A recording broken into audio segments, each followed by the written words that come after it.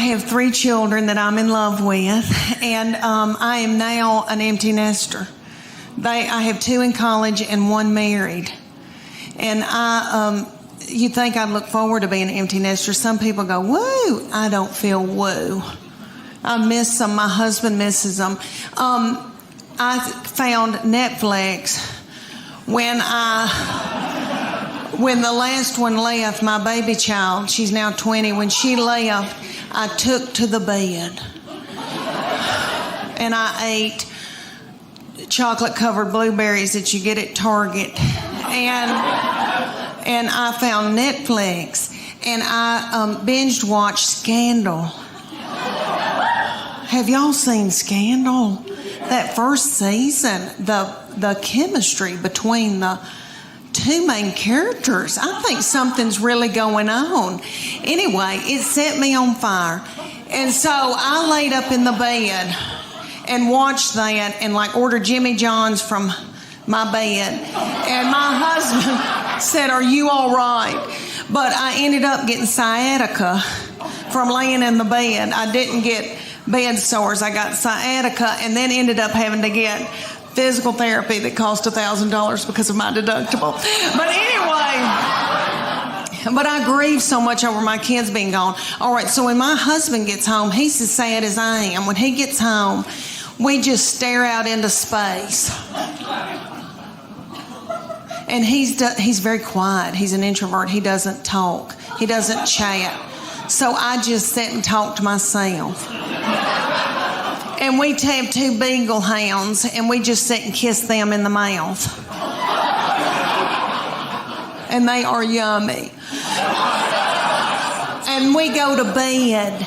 And a lot of y'all look really young in here, and I'm going to scare y'all to death. But I'm going to tell y'all, look at these young girls right here. I'm going to tell y'all what your future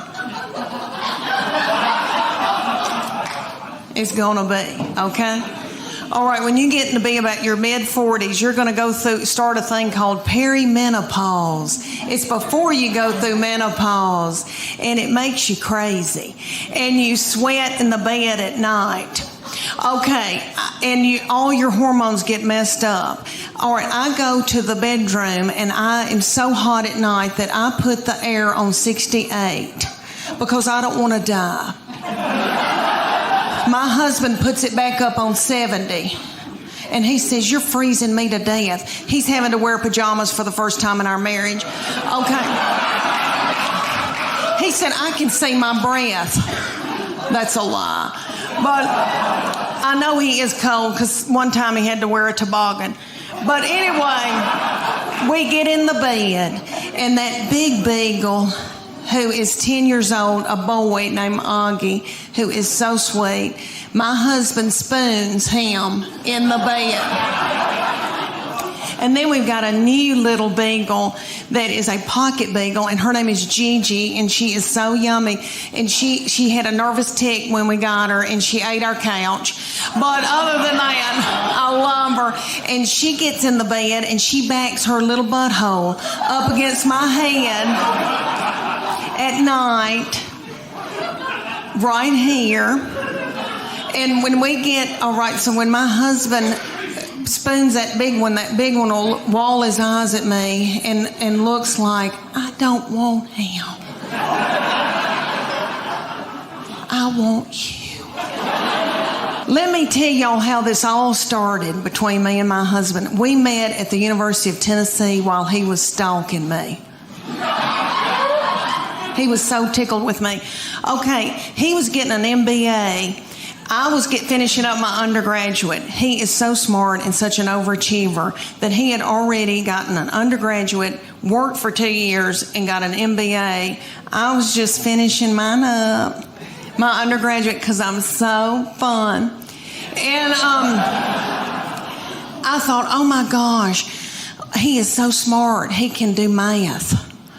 He can reconcile a checkbook.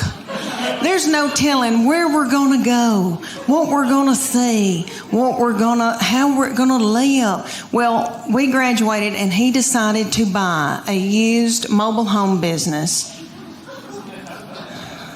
in Bean Station, Tennessee. And I know y'all don't know where Bean Station is. In the foothills of the Appalachian Mountains. Did any of y'all ever see Deliverance? I think they filmed that there. Beautiful, beautiful lakes and pretty and all that. But so he moved me there, and he wanted me to be in sales for him at this used mobile home business. So I did that day. Until I saw a family drive up in a Gremlin with the window out and a 9-year-old smoking a cigarette. That's the truth. She lit it off of her Meemaw. And that's her grandmother. Do I need an interpreter? Okay. She lit it off her grandmama. And so I quit that day, and I went home and I got pregnant that night. All right.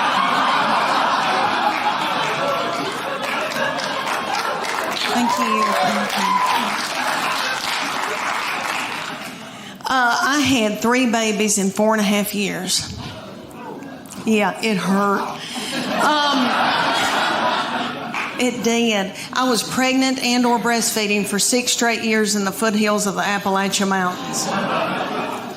And let me tell y'all, when I found out about my 3rd baby, I feel terrible how I reacted, but I was so overwhelmed and so tired. But I knew that day I didn't feel right. I thought, what is wrong with me? I'm tired and I kind of feel sick. And I thought, oh my gosh, surely I'm not pregnant this quick after this, because my girls were 20 months apart. So I had to know. I was crazy. I drove to the Walmart in the foothills of the Appalachian Mountains, and I took my 2 babies with me in the diaper bag and all that stuff you take with you. And I went into the Walmart and bought an EPT pregnancy test. I took it in the stall, and I tinkled on it. And my 3-year-old boy looked at me and said, "What, is it positive?" And it was. And I drove home just as fast as I could, and I called my husband at work, and I said, "You're trying to kill me, aren't you?" "Well, you're not going to, because I'm going to walk out in the woods and let the animals eat me."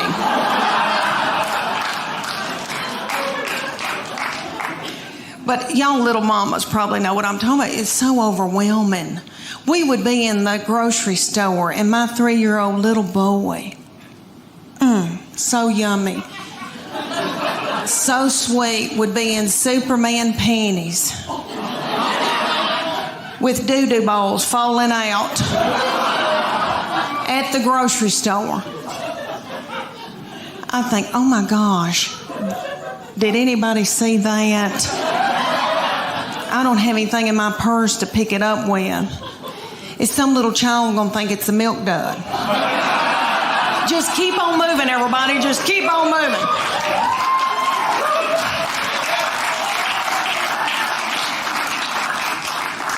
Oh, me. All right. Now they are grown.